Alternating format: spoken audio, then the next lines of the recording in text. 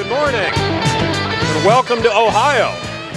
It is a pleasure to have you here, and on behalf of our entire team at Certified Angus Beef, again, it's a privilege to represent this brand each and every day, and to maybe folks furthest from where you work every day on your farms and ranches, ultimately to the folks that are representing this brand out to the ultimate customer, that consumer. So on behalf of our entire team, again, it is a privilege, and it is exciting to have you guys. It was a thrill to have many of you tour through our facilities yesterday. I know on our behalf of our whole team, that was a lot of fun, and we look forward to maybe a few more being able to join us on Monday. You know, we talk about this consumer, and we're getting ready to do some heavy lifting over the next couple days, talking about genetic tools and genomics and some pretty high-tech stuff. Well, I'm the low-tech presentation of the day, okay? But I'm going to try to serve as a bit of a bridge, as Max said, and maybe connect some dots as we think about this consumer. And man, if you start reading marketing magazines, and we know there's no doubt this consumer is changing, right? They're buying differently. They want different things. They're terribly finicky. The millennial, oh gosh, we don't even know what to think of the millennial, right? And what they're going to do. Right, and we start trying to think about this consumer that ultimately, right, we're in the food business, we're in the beef business, how what we do in our operations as we make genetic selection decisions, how ultimately that impacts that consumer. How are we supposed to decipher all of that, okay? And so I'm going to try to share some thoughts, share some ideas, share some observations that we see from the vantage point as Certified Angus Beef that we get to kind of see and take in each and every day. So here's the reality. Yes, the consumer is asking questions, and there is definitely a call for more transparency. They want, we call it beef with adjectives, right? Organic, natural, blah, blah, blah, cattle that were hugged and petted 3 times a day, right? There's lots of things out there that the consumer is talking about, and they're asking about, and they're wondering about, and we know all of that. But here is a reality. The reality is beef today is still the protein of celebration. That's what we call it around our shop. Beef today still has tremendous consumer demand, and there's a reason it trades at twice the retail price of pork and 3 times the retail price of chicken. There's still a reason that beef is the protein that's craved. You ever heard anybody crave a chicken breast? Right? Look at that picture up on that screen. Does that make you want to go have a steak, right? Does anybody crave tofu or alternative proteins that we hear so much about? The reality is beef owns taste, and taste is still the #1 driver of consumer satisfaction and buying behavior for beef. And as you guys know, the Certified Angus Beef brand, as John just shared, that's been the cornerstone of this brand for a long, long time. Now, so we're going to start bridging that. What does that mean as it relates to genetic selection? Well, when we think about taste, we're thinking about flavor, we think about juiciness, we think about tenderness. Those are kind of the 3, that's the trifecta of beef palatability and beef taste, right? And from a genetic standpoint, marbling is the driver of all 3 of those things. Now there's other factors that ultimately enter into that beef eating experience, but for our end product, as it relates to consumer satisfaction, we know marbling is absolutely key to that eating satisfaction. And look at the progress we've made, and this has been talked about and highlighted already this morning. I depict it maybe a little differently here, just looking at as an industry. And guys, you have to take an awful lot of ownership and pride in these numbers, in the shift of this business and this beef industry, of listening to the consumer, aligning your genetics to produce a higher grading product in the end. Quality grade, largely driven off of marbling. The Certified Angus Beef brand specifications, while there's 10, marbling is still the #1 reason the cattle fail to hit the target. Marbling is still the key to that wonderful eating satisfaction that we crave, right? And look at the progress that's been made by intentional selection using the genetic tools of the day. whether they were from thinking back in the earlier years of the work, John, the carcass data collection and developing our carcass EPDs, through ultrasound, through the genomic tools of today, through all of the advancements that we've made in our selection tools. Look how that has manifested itself out in the industry. Today we're 7% prime, we're 71% choice. As John's already highlighted, this year we were 33% of the Angus type cattle met all 10 of the brand's specifications. John shared this graphic with you, and we think it's one that's, in case anybody dozed off, I put it up here again. This is pretty important, guys, and this is a pretty big deal. This is a pretty big deal because if you think about how we build genetics for the future and how we think about meeting consumer demand and eating satisfaction both domestically and around the world, this business has changed, hasn't it? It's changed in a pretty dramatic way. Now, we're in the genetics business, and we know that the decisions we make today, it's not about what's going to happen tomorrow. We have to have a pretty long-range vision as we think about genetics, right? We need to be thinking about 5 and 10 years out. So we need to be thinking about what is that trend. And we get asked this question a lot. And you guys, we see these brand acceptance rates at 30+%.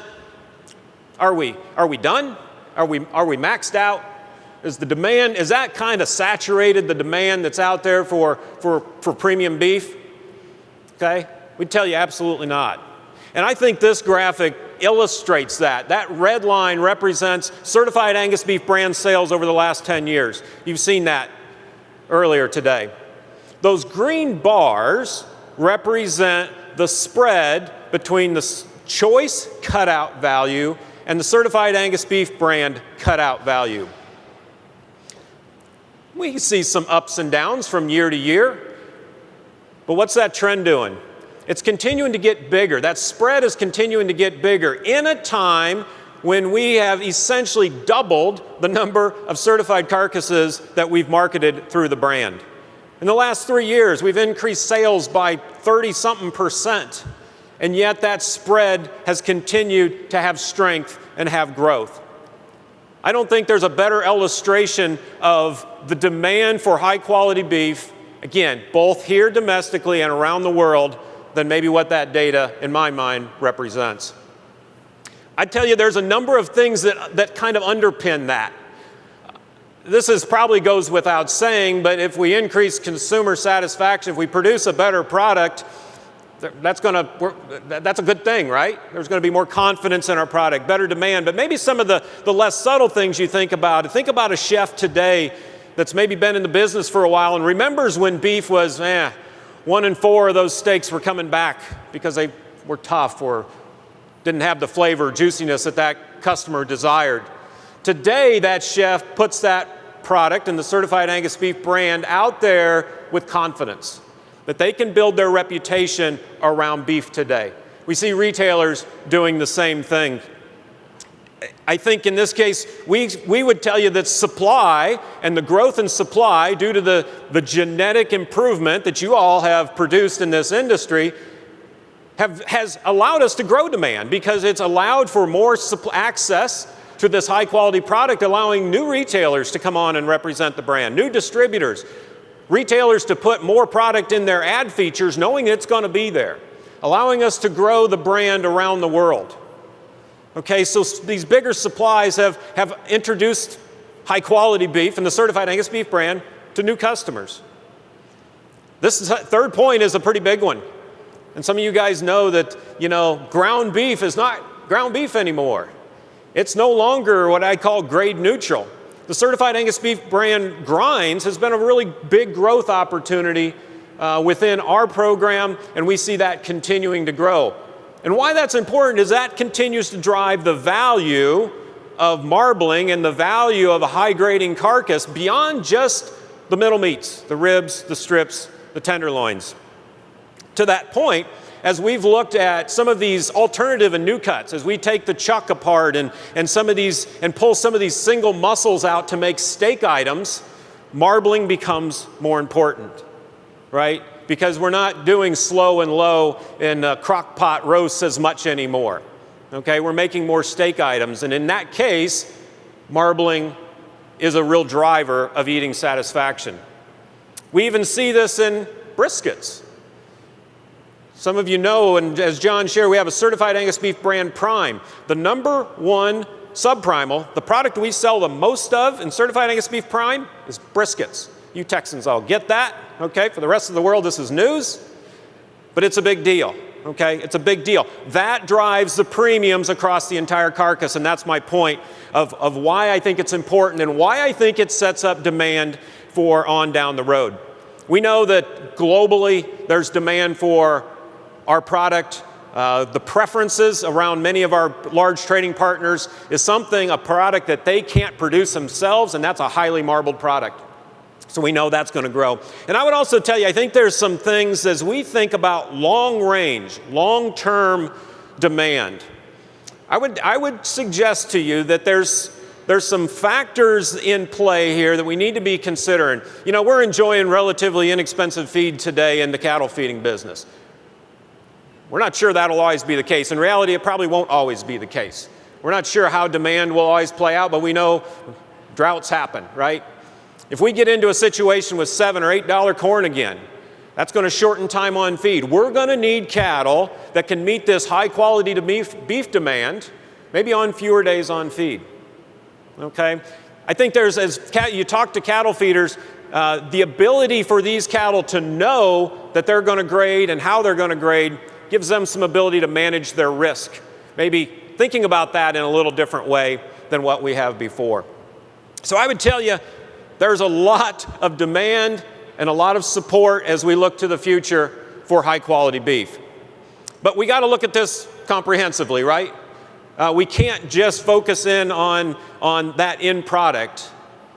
We have to make sure that we can produce it in a cost-effective way. And this was some great data that our friends at Five Rivers Cattle Feeding did an analysis for us and shared with us. And basically they went in and they broke out their cattle and they looked at their highest grading pens and their lowest grading pens. All right? Because I think there's sometimes a stigma, well, you can get these cattle to grade, but they're going to be really slow growing and inefficient and really costly. That's not what their data said at all. In fact, there was really no difference in performance.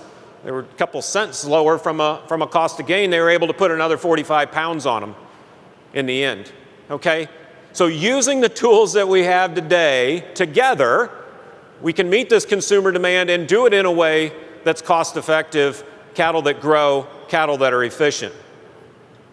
You know, and we talk about this a lot as well in our shop. I would suggest to you that maybe an unsung hero in the Certified Angus Beef brand story and success story is the Angus cow, right?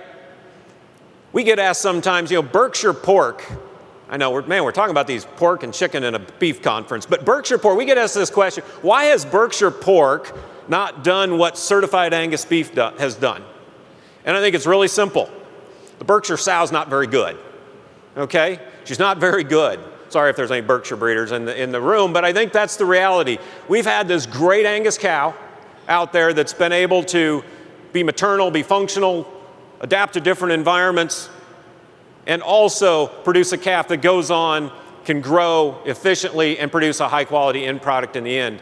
And with our tools today, we can select for consumer demand, we can select for end product merit, while also improving the maternal function of our cow herd. And those different traits I put down there, that was a review I did looking at the correlation between marbling and all of these other factors that obviously have some input on maternal function. There's no negative associations there, right? It's a free trait, as Jimmy Good has told me, right? It's something that we can select for and also simultaneously make improvements throughout our entire cow herd. But I'd be remiss if I didn't talk about maybe some of these other things that, yes, the consumers are asking about, they're talking about, they're wondering about. I'll suggest to you that taste will still be king, okay? Nobody wants those other adjectives, but the product doesn't eat well. So taste will continue to be king, but yes, consumers of tomorrow and today even are asking for less antibiotic use and stewardship of our resources and elevated animal care standards. They don't really know what that is, but they want us to do more, do better. I would argue every one of those has a pretty important genetic component to it, right? As we think about less antibiotic use, what if we could start selecting cattle that are more disease resistant? Okay, that's not a pipe dream, guys, and that's the discussion that I know is already going on within the Angus family. Okay, that's pretty exciting stuff. Elevated animal care standard. What if we could do a better job of finding cattle that maybe adapt to heat stress or different elevations or fit the environments in a better way? We already have a genetic component that addresses this pretty quickly, and that's, guess what? Angus cattle don't need dehorned. And that's something that has come into many discussions when you start talking about pain mitigation and things like that in some of these animal care programs and welfare programs. And I know we get a little sensitive about some of these because we know we do a great job back on our farms and ranches. But it is about telling that story and still continuing to make improvements. And we can do a lot of this through genetics. And obviously we know we've been selecting cattle to be more efficient, do more with less for a long time. So that less environmental impact. It sounds great to the consumers, but that's something we already know that we'll continue to make progress on. So I leave you with this last thought. I remember taking the rare vacation that we took when we were little kids. I remember driving down the road and trying to talk my dad into stopping at this motel. We didn't stay at hotels, we stayed at motels. It had color TV. Okay, anybody remember those signs? I think they're still out there, actually. I wonder how effective they are today. I'm guessing not very. Maybe the downside, and I don't think it's a downside. The reality is, as we've made a better product, right, guess what the consumer expectation of our product is now? It's higher. There's no going back. There's no going back. You know, if you're still thinking about your cattle that are 60% choice and 25% certified Angus beef as being really good cattle, the bar's been raised, okay? The market has adjusted to all of that. So we've got to keep up. And I know this crowd, I know this breed, I know these breeders, this association. You guys know that, right? There's no complacency here. We're looking to the future, and I think that future is super bright. So it's been a privilege to be with you. Max, I yield the podium, but I do certainly appreciate the chance to visit with you, share some thoughts, and we'd sure invite you to stop over by our booth, continue on this conversation either virtually or in person. So thanks and good luck with the rest of your conference.